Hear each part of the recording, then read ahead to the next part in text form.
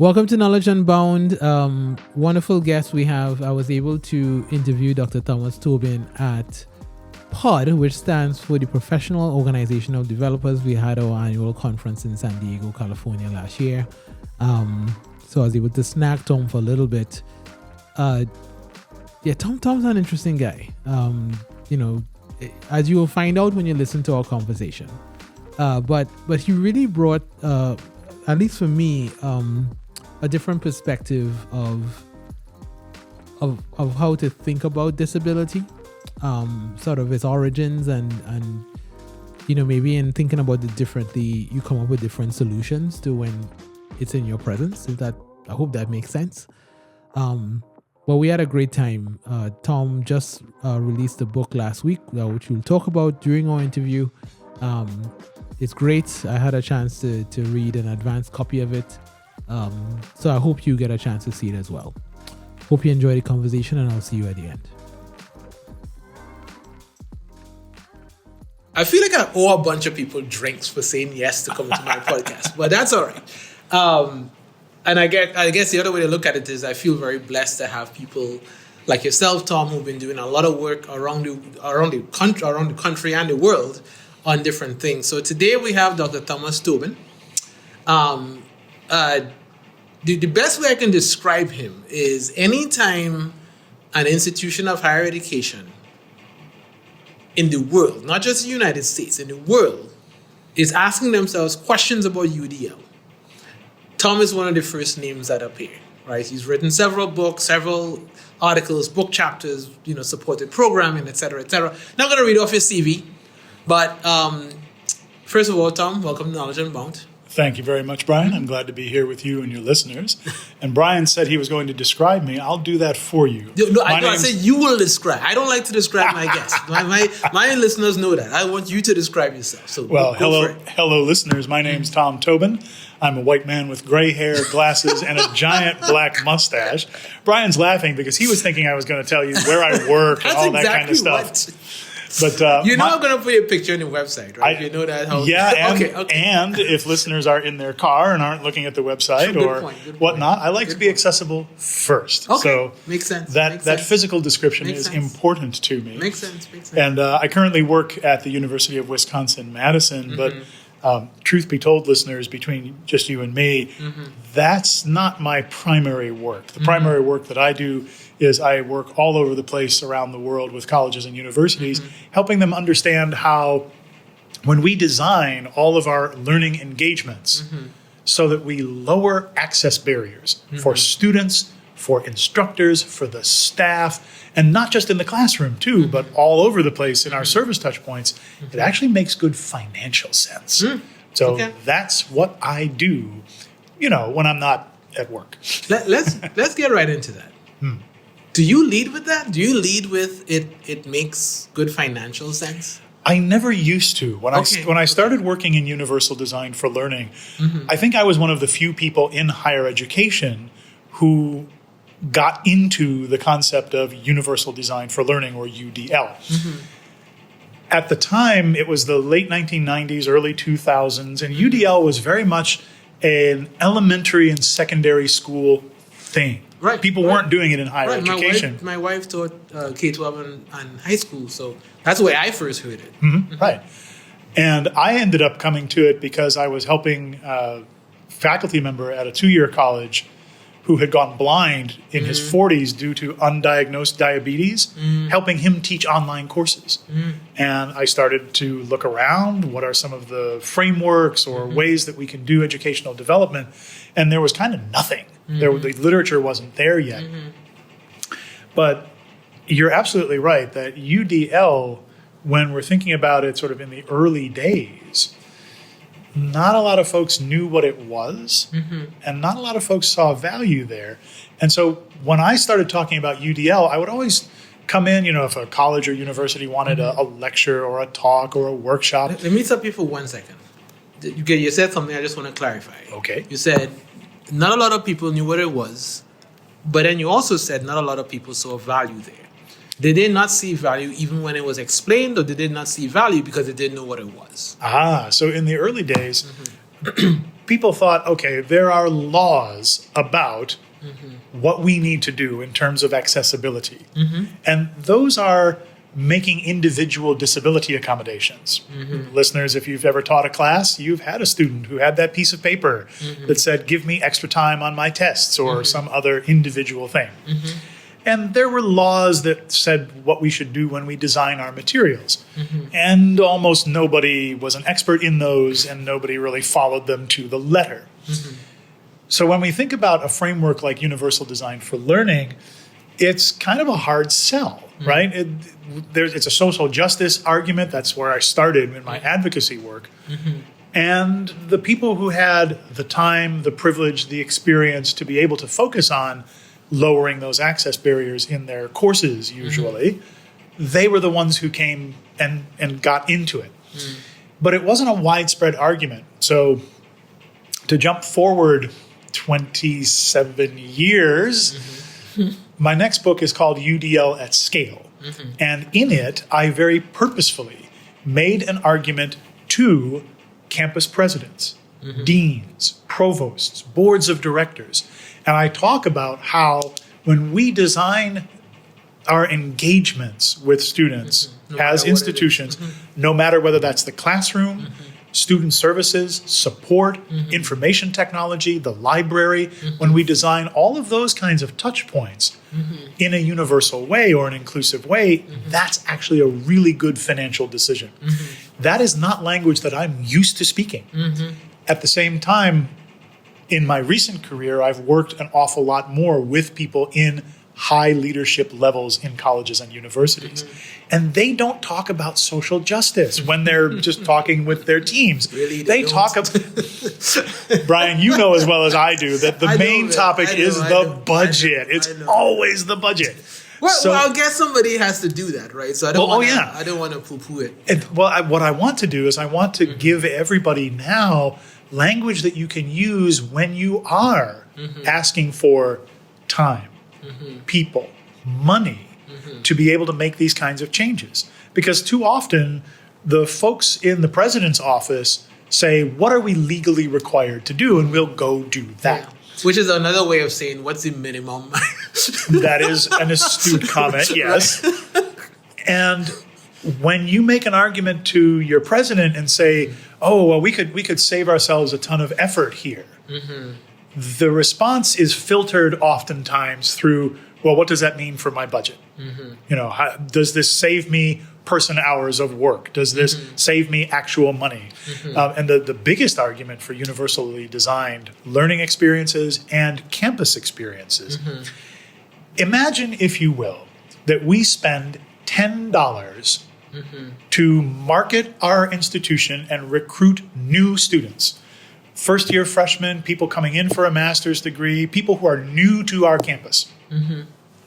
If we spend $10 marketing, then every term that they're with us, we spend about another $1 in services to them. The library, mental health counseling, academic counseling, IT, all of those things. It's only about $1 compared to that 10. So what happens if students struggle, or they stop out, or they drop out? Well, we have to go spend another $10 to find somebody to take that place.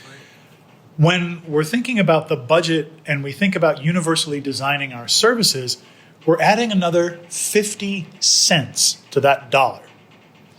But spending $1.50 to save 10 is a really good argument. And so we've got colleges and universities now who around the world have actually done this. They've actually implemented inclusive designs, UDL among them, across all of their service touch points, and they have seen their budgets shift and change for the better. It also means that instead of making things on an individual level, like your listeners, I imagine, know that if you used to have, out of 50 students, 1 or 2 of them would have disability accommodation paperwork. These days, it's like 14 to 20 people with the paperwork. Are we maybe more who might need it but haven't? Absolutely true. And does this mean that there are suddenly way more disabled people in our universities? Probably not, for the reason that you just mentioned. What it means, though, is that more people have come up through their experience of school not having a lot of stigma around difference. Right. And being more comfortable saying, hey, treat me differently, do something special for me so that I have a good enough shot at learning the things. Right. But our systems were never designed to be able to accommodate that many people at a time. Our systems were designed for, here and there, 1 and 2 people. But when it's 40% of your student body asking for one change, one time for one person, the system cracks and breaks. So we, of necessity now, are in a position where everybody is looking for places where we can make some intentional shifts that help us to lower the need for those individual accommodations in the first place. We're never going to get rid of that need. We can make it manageable again and allow our folks who are in support roles and student services roles to really focus now on the more intensive affordances and needs instead of, here's extra time on the test, extra time for this student, extra time for that student, and a note taker for that one. Some of the common things that we see over and over again, we can design for that. So let's get technical here for just a little bit, and maybe this is just me clarifying my own knowledge, right? So my understanding, kind of back to some of the origins of the word, the universal word and the inclusion piece of it, right? That came out of architecture. And I don't know if that's where the whole thing came out of, but I know it specifically in that field. Part of this idea was if you build, say, a wheelchair ramp that's next to the stairs that gets to the building, the people who have to use the stairs are not impacted by the fact that you put a ramp next to it, right? And the idea here is not that you want to design in such a way that able-bodied people are not adversely affected. That's not my point. The point is that you've now created a scenario where you've normalized access to this building without it becoming a thing. Exactly. Right? For anybody, right? Whether you have a wheelchair, whether you have crutches, whatever it is, or whether you walk normally. Is that the same mentality that you've... Okay, I see you making a face, right? So tell me, have you seen that sort of, like norm setting? So here's a question for you then, Brian. Do you want the history lesson? I do. Awesome. I do. All right, listeners, buckle up. 1963, Ron Mace is an architecture professor in the United States. He himself is a wheelchair user. Okay. And in 1963, he can't get into flipping any buildings because they all have stairs leading up to their doors.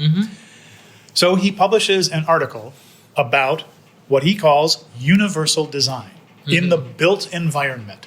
He says, if we just chopped a little cut in the corner of every curb, then it wouldn't just be wheelchair users who could get across the street. It would be people pushing their children in baby buggies. It would be people who were delivering things and they had a handcart with wheels on it and boxes on it. It would be people on bicycles. Everyone could use the space better because the space was just designed in a universal way to provide access to everybody. And your example of having the ramp next to the stairs for a building, his dream was that we wouldn't have stairs at all, that there would just be a ramp, or that buildings would be designed with a level entry to begin with, that the door would be at ground level so that anyone could walk in, roll in, hobble in on their crutches, you name it. Brian, have you ever had to go to the emergency room in a hospital? For yourself or for someone else? No, for both actually. Okay. Yeah. You might not have been paying attention to it at the time, but how did you get in? Well, definitely when it was for me, blood was streaming out from my eye. So I don't quite remember, but okay, fair. But unfortunately, when my dad passed, it was an ER situation first. We got in. I met the ambulance there, but it was ground floor. It came in through opening glass doors. No stairs to get to the emergency room, any of that. Right. So the driveway where the ambulance pulls up, or the place where you go to the emergency room, there are doors there that will open wide enough to not only to accommodate a wheelchair, but to accommodate a gurney with two people standing next to it. Right. Someone had to design that entry. Someone had to design the interior of that hospital building. Listeners, I don't know if you're Star Wars fans. You don't have to be Star Wars fans to follow. I might be the only person on this planet who has not seen a single Star Wars. Okay, fantastic. Do you judge me now? I do not judge at all. And so in the Star Wars movies, the original ones from the 1970s, George Lucas made a very calculated decision. There are two characters in the Star Wars movies. They're robots, R2-D2 and C-3PO. R2-D2 gets around on wheels.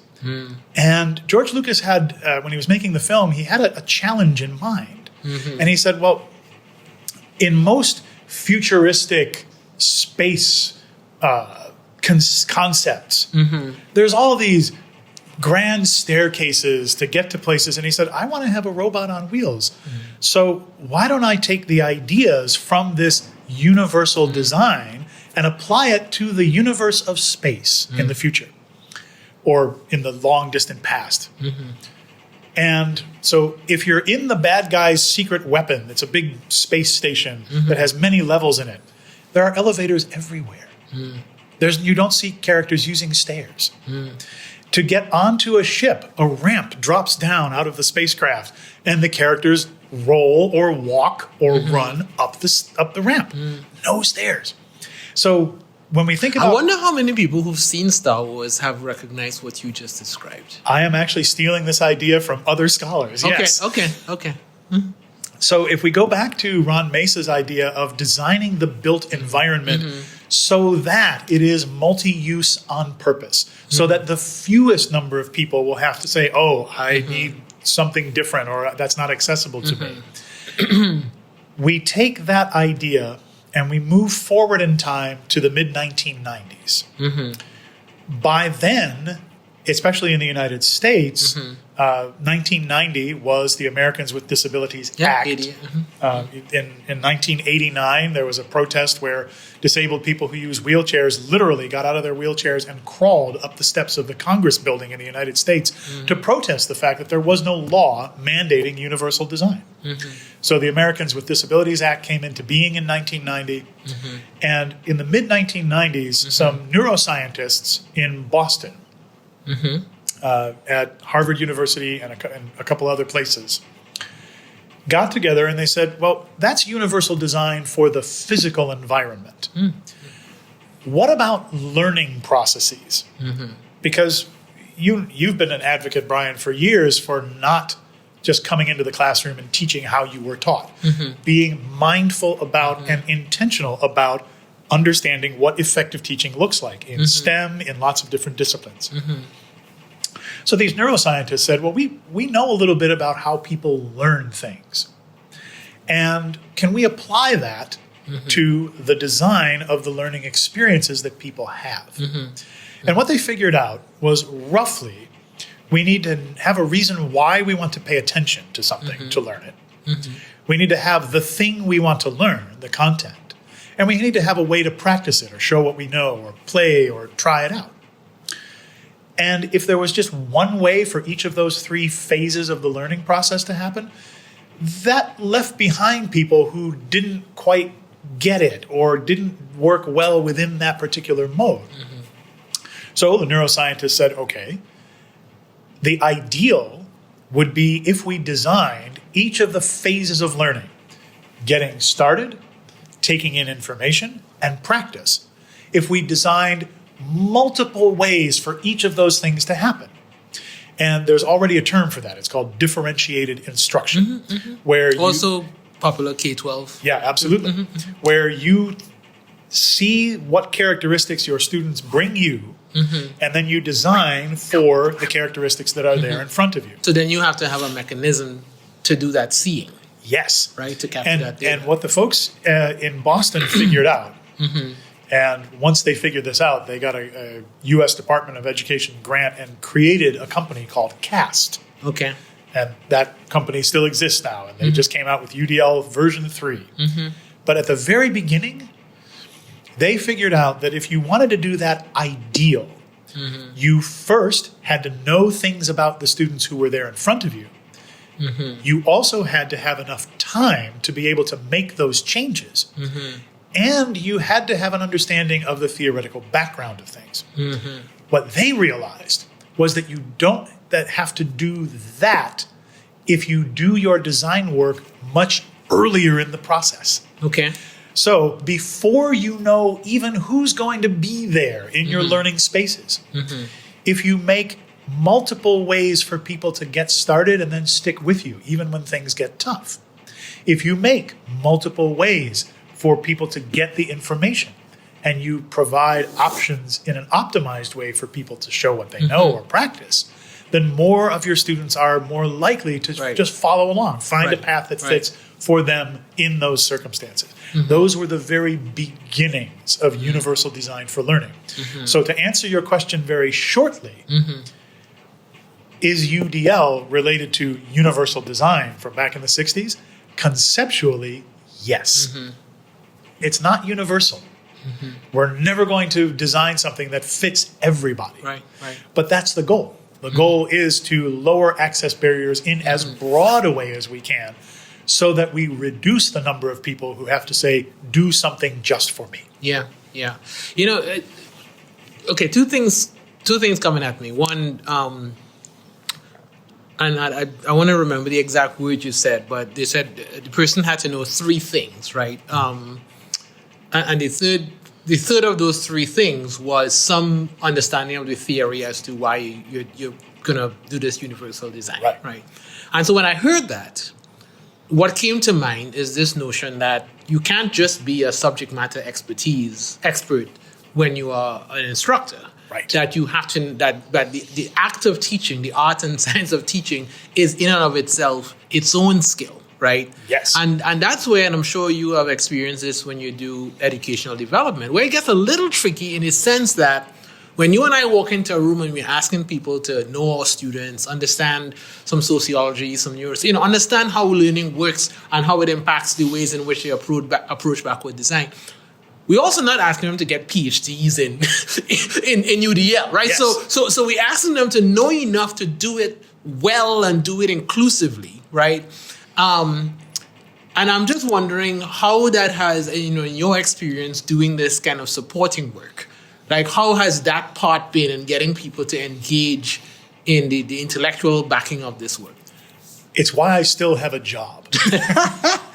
Because it's hard, right? Here's the challenge. I know. Yeah. If you are an elementary school teacher or a high school teacher, the government in the United States, in Canada, in lots of other areas of the world, makes you study pedagogy, makes you study theory and practice and application, so that you are both an expert in your field, you have a master's degree in your subject area, and you have been trained in effective teaching and design techniques. That is not true for college and university educators. We hire you because you're a good biologist, you're a good art historian, you're a good nurse. And then we throw you into a classroom and say, teach these people. Right? So what we end up with is people who are teaching how they were taught, which for the majority of us, even today, was chalk and talk sustained lecturing, which is one of the least effective techniques to use in a sustained way over and over again. Lecturing works, but only for short periods of time. And you've talked about that in some of your other episodes. So when we talk about universal design for learning, listeners, the biggest criticism of universal design for learning is that it is so complex. Universal design for learning takes an idea that people learn differently and effectively in different circumstances, different times, different ways. Let me unpack that and say that more simply. Yeah, please.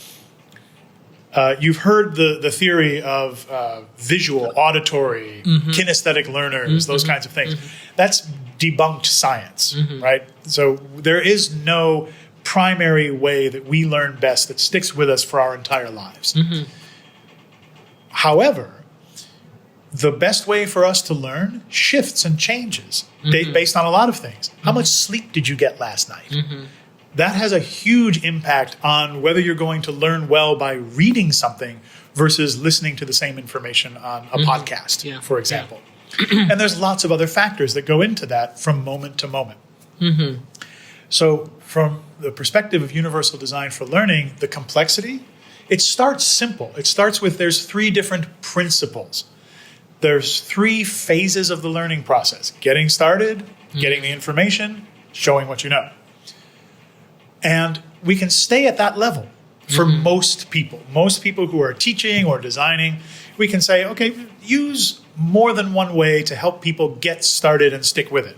More than one way to represent the information. More than one way for them to practice or show their knowledge.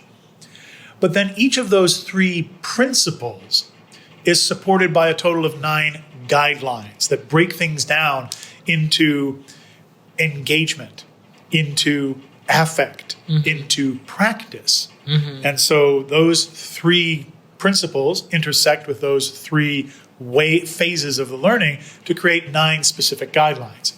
Each of those guidelines is supported by anywhere from 4 to 6 specific considerations. There's 36 of those. And they go down deep into things like presenting information in more than one format, but also helping people understand how they regulate their emotional capacity while they're learning. And it gets into all those kinds of details. When people first encounter universal design for learning, they'll go onto the CAST website and they'll see this grid of 36 things that they think they have to do. And they think, who's got time for that? Holy crap. Right? Yeah, this is a lot. And they're right. It is a lot. Right. Universal design for learning is also not meant to be summative. You don't have to do all 36 things in order to do UDL well. These are all guidelines, suggestions, ideas, things that you can mix and match to fit the situations and the challenges that you see. And so part of your professional support role when you work with an institution or a department or what have you is guiding them through the process of that mixing and matching. Yes. What makes sense for your context. And if you grew up in a religious context, I know you're a preacher's kid. I did. Then you know who John the Baptist is, listeners. I did. So he's the guy who says... I should say. Okay, I did. So John the Baptist in the Christian tradition is the person who said in the Old Testament, someone else is coming, and he's going to be great. By the way, spoiler alert, it's Jesus. But that was his whole job. His whole job was just saying, his whole job was saying, hey, someone else is coming and you should listen to that guy. That's my job. My job is to say, you will learn more about universal design for learning. You'll get to the point where you're picking from among these 36 considerations. My job is to help you take step 0. My job is to help you say, okay, there's these 3 principles, but what it really is, at its heart, a way to start is +1 thinking. Listeners, you've probably heard me say this in other places, that if there's one way for a learning engagement to happen now, and everybody starts with the content, like if there's one way to get the information, but also if there's one way for students to engage with you as the instructor, with support staffers, with each other, with the wider community. If there's one way for those things to happen now, +1. Just make one more way. We talked about that ideal earlier on, about if we had all the time and money and resources, we would make lots and lots of those multiples. But no one has that amount of funding or time or a team to do that ideal. So it's an aspiration. Yeah, right. So the best thing we can do is everywhere we see that things aren't going the way we had planned them, do a little +1 thinking. Think about, okay, you just gave the lecture of your life. It was great. And then everybody takes the examination and they get that concept wrong and you end up having to reteach. And this happens over and over and over again. That's a lovely place to start doing a little +1 thinking. How can you get that information to them in more than one way? Help them with study guides that are both maybe a handout that they can download as a PDF, as well as a quick explainer video from you and say, hey, I know people get this confused a lot, so let me walk you through it. And give them the same information in more than one way. Yeah. Or you give the instructions for an activity in your course, and then you get the same email 700 times asking for clarification. That's a good place to start doing a little +1 thinking. Right. I want to make universal design for learning something that people understand at an introductory level, and give them permission not to look at all the complexities yet, but to think about where are those pinch points? Where are the places that things aren't going how you planned it?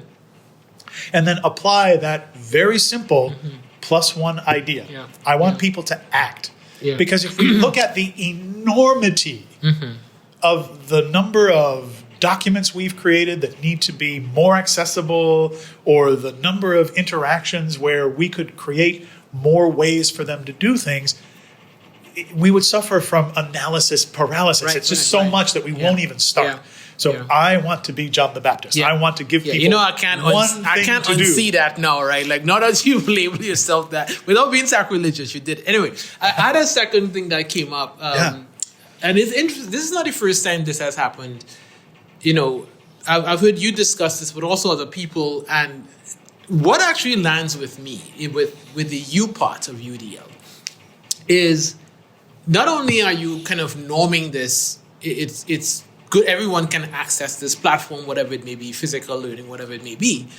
But on the flip side of that, you are removing the stigma associating with me being different in this physical or learning process way, right? And I don't know if that was present in any of Ronald Mace's writings, but it seems to be a fairly direct consequence of it, right?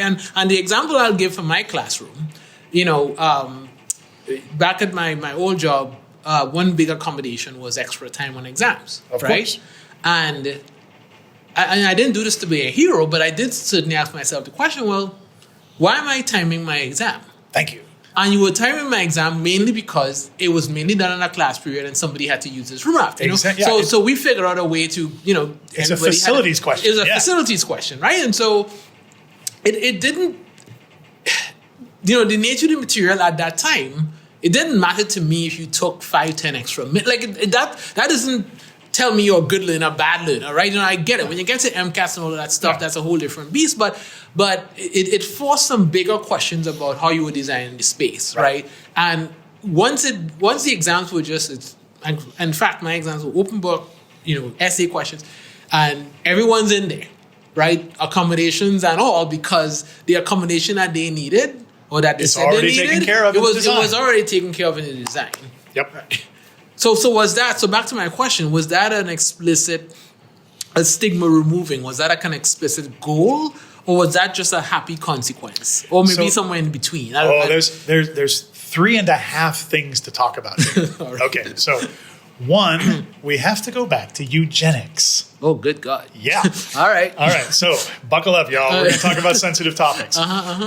So in terms of a eugenic argument from way back in the day, is you have these bumps on your head, and so you're obviously smarter than this person who has different bumps on their head. You have this color skin, so Phrenology, obviously you're... whatever. Oh yeah, phrenology, yeah. You have different color skin, so you're obviously much more gifted at athletics and not as smart as someone with different color skin, right? Those are baldly racist and eugenicist arguments. Ron Mace, white guy in a wheelchair, he wanted to explicitly disavow that kind of eugenicist thinking. So in his universal design work, he wanted to move beyond treating people differently because of their differences. And his goal was, at least for buildings, sidewalks, the built environment generally, to design in a way that it didn't matter whether you were disabled, whether you had just broken your leg and you're on crutches temporarily, whether you were pushing a cart that had big, heavy boxes on it, right? He just wanted to design the environment in a way that the most people could use it easily. He was making a facility argument in the term of ease of use, facile. If you move forward a few years, the eugenicists grabbed that idea and started saying, "Oh, you want to let the cripples go wherever they want and do whatever they want." And his answer was, "Yeah, and everybody else." So he was making a universalist argument. Yeah. Okay. Let me interrupt you because, Yeah. and please keep all your thoughts in your head because you actually made me think of eugenics and this discussion in a way I hadn't before, right? Because you would know. Say what you mean. Well, yeah, you would know that one of the consequences of eugenics in the United States was that they would sterilize disabled people. I think North Carolina, Latino women mentally in retarded California, people. right. And the argument was you're not fit to be in this world in your current constitution, and so now I have to say my mind's blown a little bit because I hadn't seen the UDL as this sort of clear counterpoint. You haven't designed the world in a way, including your behaviors and attitudes, in a way that allows these people to be full humans. Yes, and this is the argument that disability advocates before Ron and after Ron have tried to make, is to say the variability that you see among human beings. We have different skin tones, we're different heights, we have different eye colors, but we also have different ability profiles. Right. That's just natural variability. Some people are going to need wheelchairs to get around, and that's just part of the natural variability among human beings. So treating somebody as other just because they have a different skin tone than you do, or because they have an intellectual disability, or because they use crutches to get around, that's silly. What Ron Mace did, and he was not the first person to do this, but he was the most famous first, was he argued that disability doesn't exist in people's bodies. Yeah. He argued that disability exists in the environment. That if I need a wheelchair to get around and I can't get into the building, it's because you didn't design it so I could get in. Yeah. The disabling feature is in the environment, not inherent in us as humans. Right. And so if we agree to design our learning engagements for UDL, Universal Design for Learning, and our physical environment, UD, Universal Design, if we agree to design those things in ways that lower barriers for folks, it means that fewer people have to say, do something different for me or treat me specially. And that leveling effect, that universality, is something that disability advocates have been really on about for a long, long time, which is, yeah, we're different, so what? Right? So let's create systems and conversations and places and spaces and learning engagements that just include the biggest number of people. That's, by the way, why it's a really good financial decision for your university. So that's that piece.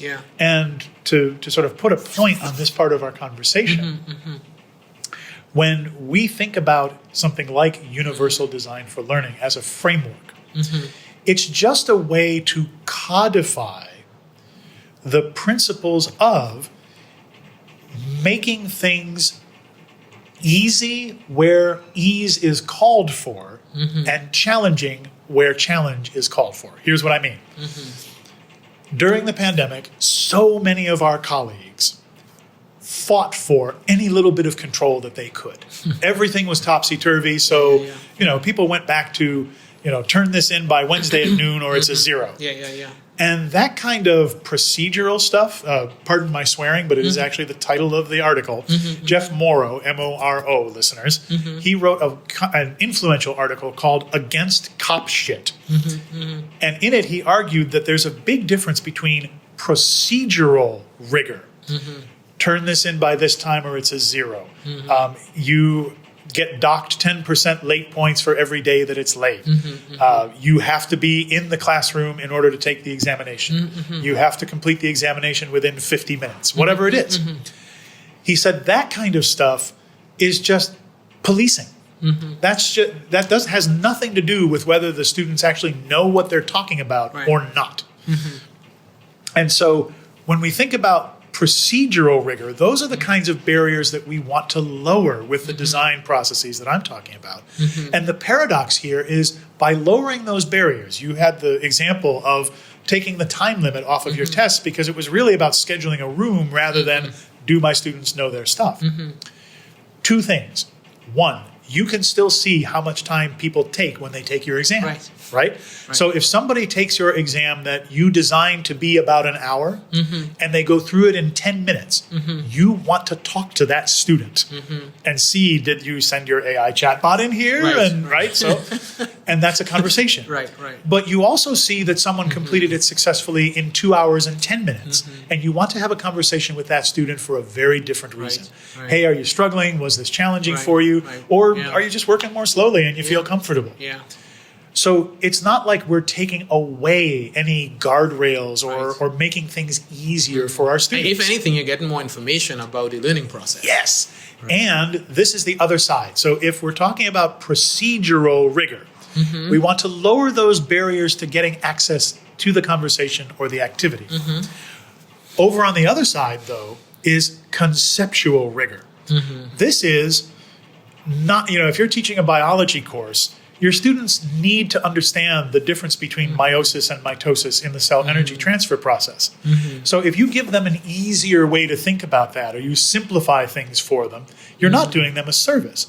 We should keep that level of challenge in our subject matter at a high level. Because that's what college is about. It's supposed to be hard. It's supposed to be challenging. It's supposed to be where you learn things you did not know before. And people confuse procedural rigor and conceptual rigor all the time. And we think that we're guarding the ivory tower by, making sure that these poor snowflakes, they're not going to get this in the real world. I hate to tell you, but they're going to get this in the real world too, these kinds of accommodations and understanding.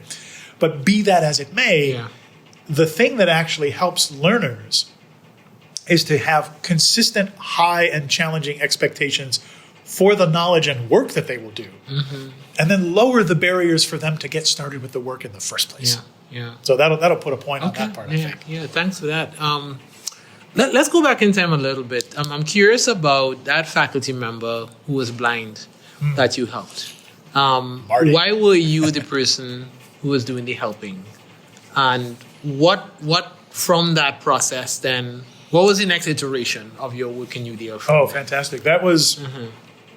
Since we're on the religious metaphors, this is me getting knocked off my horse by the bolt of lightning. This is the Saul story. So, listeners, you imagine that it is 1996. I'm in the middle of my PhD program. By the way, my PhD is in 19th century British art history and literature. Very specific. and very not preparing me for what I do today. But at the same time, I was preparing to be a scholarly bibliographer. So this is the last generation of people who were taught how to go into dusty library stacks all around the world and create bibliographies on subjects for other scholars to use in their research. Interesting, but I was the blacksmith right as automobiles were coming in, right? So, I'm putting horseshoes on horses and databases are coming in. Ford drives by. Like, exactly. Well, that's exactly right. So I have this really outdated, really niche set of skills, but it also meant that back in the day, I taught myself HTML coding, and I taught myself all of those kinds of skills. I got hired by a 2-year college in Western Pennsylvania to help them adopt their very first online courses. Listeners, here's how old I really am. I helped them adopt Blackboard version 1. Okay, all right. So I'm an old man. I was... I think the title was Learning Technologies Coordinator or something like that. They made up a name for it because it didn't exist before. And I was helping instructors and faculty members across this 2-year college think about what kinds of courses and certificates and 2-year degrees we could stand up for online asynchronous delivery. And they already had a wonderful history of doing courses that would get mailed out on videotapes and things like that. So Liberty University, I think, started that back in the mid-70s. So, they've been doing that for the 1970s and 1980s, but now it was modern times. It was the 1990s. We're going to do this. Now you get a CD. That's right. You think we're kidding, folks.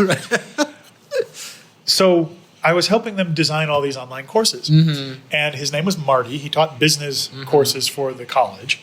He came to me and he said, Tom, I think this online is junk, but I want to have a job in 5 years. Teach me how to do it. And I thought, okay, refreshing honesty. What you don't know about Marty is he had gone blind in his 40s due to undiagnosed diabetes. The short version of the story. We ended up hiring graduate students from a local university to be Marty's eyes and ears. So when students would post things in a discussion forum in the online course, or they would send in a file through the Dropbox tool, the graduate students would read those things out loud to Marty. Marty would say, oh, good, that's a good point. Respond this way, or give points for this, take points off for that, mark the paper up like this, put this grade in the grade book. It worked wonderfully for the first 3 times Marty taught the course, until I had a vice president standing in my office door saying, we have to shut Marty down. And I said, why? And he looked at me and he said, do you realize how many ways we are violating the FERPA privacy laws just by letting these graduate students see the grade book? So we had to stop. It was that failure that was a pause point for my whole career. I thought if it was this difficult to help one person, who's out there whom we are not serving well or maybe not serving at all. And I started to understand there were people who lived in our service area, but they just lived far from campus. People with work responsibilities, caregiving for their children or for their parents, military service, you name the reason why people were trying to put education into already busy schedules, it was there. And I started to think, okay, it's not just disability that's the barrier. That the barrier that we all share is the clock. And so time, how do we use our time? How do we help our students? And this is where we go way beyond universal design for learning. Here, listeners, I'm about to say something that's going to make you mad, especially if you teach. Learners do not learn when they are in the classroom with you. Sometimes it happens, but it's rare. When they are in the classroom with you, they're watching a demonstration, they're listening to your lecture, they might be getting hands-on a little bit. But the actual learning comes when they are alone at home, or they're studying with their friends. Putting it together. Exactly. When they have time to play, ask questions, try things out, say, why did I get this but not that? And then they come back in and they ask you, and then the learning happens more.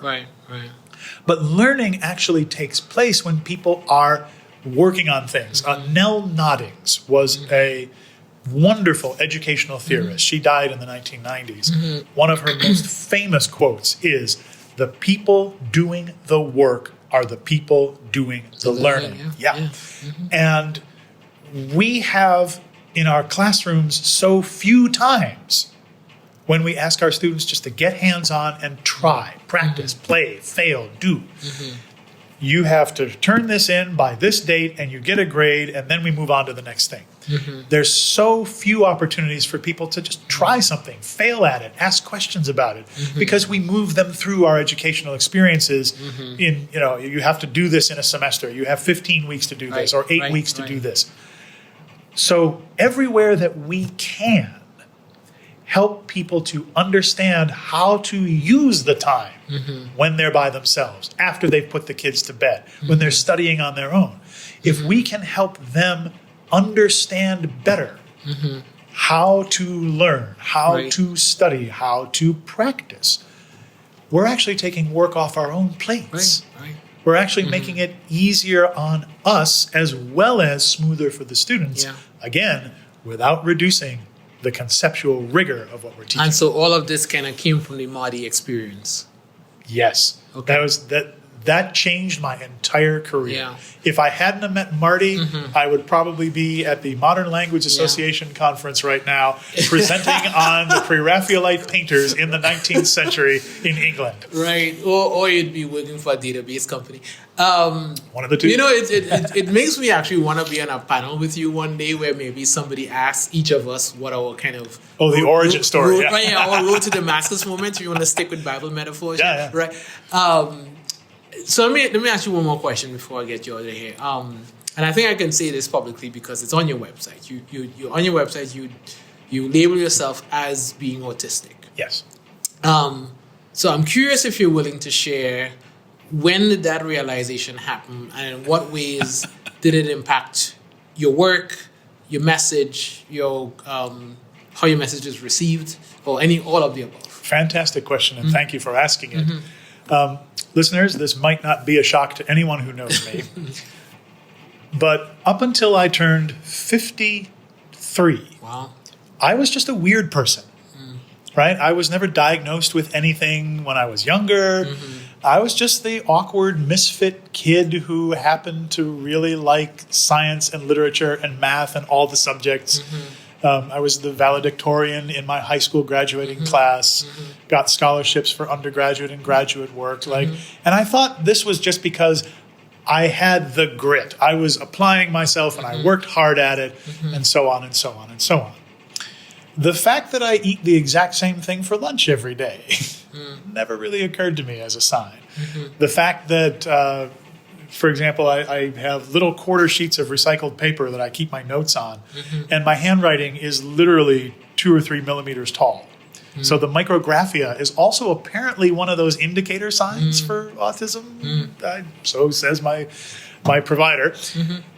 But I was always an advocate for the rights of people who otherwise weren't getting a fair shake in higher education. Yeah. I wanted to be there to help lower barriers for people who came from disadvantaged backgrounds, people who didn't have the same level of preparation as more privileged people did, folks with disabilities, you name it.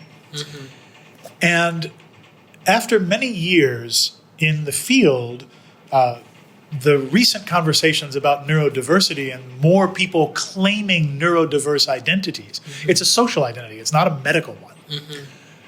I got curious. I thought, well, I kind of fit the popular magazine quiz version of this. I wonder if it's useful for me to get a medical diagnosis.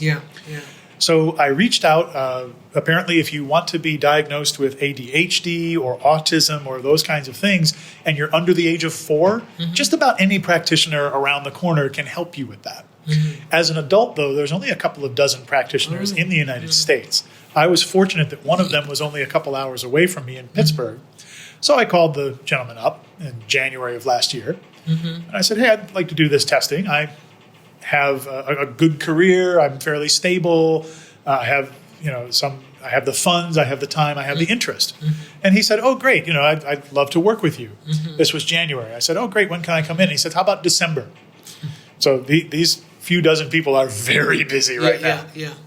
I went in December, took a battery of tests, and in early January of 2025, phone call with the provider, and I've never been more nervous than the night before that phone call, because in my mind I'm thinking, what if all my tests come back like right down the middle, normative, there's nothing there, and you've just been playing at or pretending, or this isn't real. So first question, I said, so what are the results? He said, well, I can tell you from a clinical perspective, you have autism. And I said, oh, was it a hard decision? Was I right there on the borderline? And he said, I'm going to use non-clinical language now. You are flamingly autistic. and I said, okay. I would say that's very clinical. He was being cautious, right? So in terms of like processing speed and ability to hold multiple ideas at once and knowing how many jelly beans are in the jar at the county fair, I'm way up on the scale. And social interactions, understanding social cues, knowing when people are mad at me or flirting with me or disgusted with me, I don't pick up on that terribly well at all. And I've had to learn that sort of anthropologically over time. None of this was news to me, right? But having the diagnosis meant that I could stand from within the community for which I was advocating. There's a saying in disability spaces, nothing about us without us. And it's wonderful now to have a membership card that I am part of. Have people responded to you differently? I mean, I know this is only 12 months, right? But well, people people have responded to me differently, not in social situations or advocacy situations. In fact, a lot of folks who are part of the neurodivergent or neurodiverse community have said, thank you very much for standing up and for being public and vocal about this, because listeners, I'm an old, gray-haired, cisgender, heterosexual white man. 54 is not that old. But all right, I've had a career, right? Okay, fair enough. And because of that, I check all kinds of boxes for unexamined privilege. If I can use some of that privilege to stand up and say things where other people might feel that they would get a lot of blowback for it, I'm going to do it. Right? I'm going to stand up and say, here are things that you need to know about this community of people. And then, for example, my own personal situation, like at work, I claimed a disability accommodation. And then, since this is ongoing, I can just say shenanigans started. Right. And those things are still ongoing now. So I won't say more about that. Yeah, I understand. But this is actually a very typical experience of someone that when they start asserting their rights, when they start saying that they're going to be working in a different way, or they want accommodations or something, and that leads then to people treating you differently. I've had I'm going to treat you differently because I now respect the decision that you've made to come out publicly. And I've also had I'm going to treat you differently because I see you as other or a threat, or, I don't know how to react with you, so I'm going to respond badly. So I've seen both the good and the bad side of that coin. Well, Tom, I really appreciate you spending some time with us, telling us your story. You have a book coming out soon. I think this will go live in spring. We're interviewing in fall at a conference. So hopefully by then I can tell the audience more about it. But thank you so much. Brian, it's been a pleasure. Listeners, thank you for listening. And if you would like to tell me your story, I'd like to hear it. So get in touch with the links that we're going to put on the website. And I'd love to take 20 minutes and talk with you too. Brian, thanks for having me. Thanks, Tom.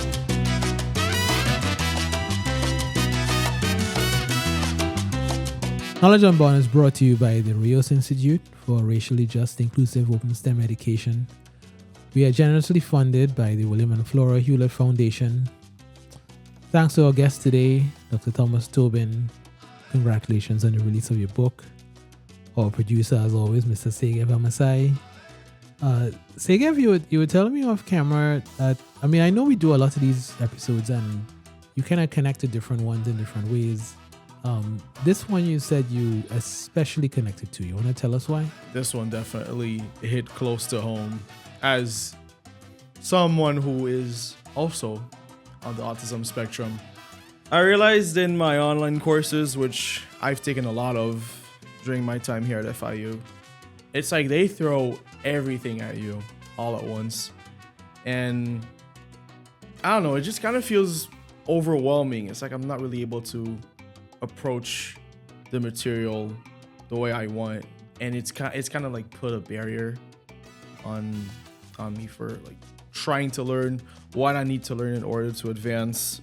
Does that mostly happen in the online courses, or do face-to-face has that issue as well? Face-to-face, I don't really have that much of an issue unless it's like materials I'll have to look at like after the course, because I still get to interact with the teacher for a certain period of time. But online is just, they just throw everything at you as like, figure it out. Right. So was there anything that he shared that was useful or I don't know, maybe commiserating in your experience? Well, he talked about wanting to lower the barrier for people that were going through the same thing I was going. Okay. So that's one of the ways I particularly resonated with this episode. And, it's really refreshing to see that, you're not alone in those situations. Yeah. And I think for me, I loved how he didn't speak of this as a problem to be fixed per se. Like he didn't set people like yourself up as like, we need to solve Segev, right? He, his approach, his universal design for learning approach is saying, if we design structures and think about all the people who have to use those structures, then you will design in such a way that a SIGEV won't get overloaded by a plethora of online information, right? You would have considered that in advance. And I think that idea, say inclusive way of thinking about your teaching is not so much unique, but it's something I just want people to internalize, right? And it's not just about disability, it's not just about people on the spectrum, it's about knowing who your students are, all your students, and designing for their ultimate success. Thanks for joining us. Hope you enjoyed this week's episode. See you next week, and continue to be excellent teachers. If you make multiple ways for people to get the information, and you provide options in an optimized way for people to show what they know or practice, then more of your students are more likely to just follow along, find a path that fits for them in those circumstances. Those were the very beginnings of universal design for learning. So to answer your question very shortly, is UDL related to universal design from back in the 60s? Conceptually, yes. It's not universal. We're never going to design something that fits everybody. But that's the goal. The goal is to lower access barriers in as broad a way as we can so that we reduce the number of people who have to say, do something just for me.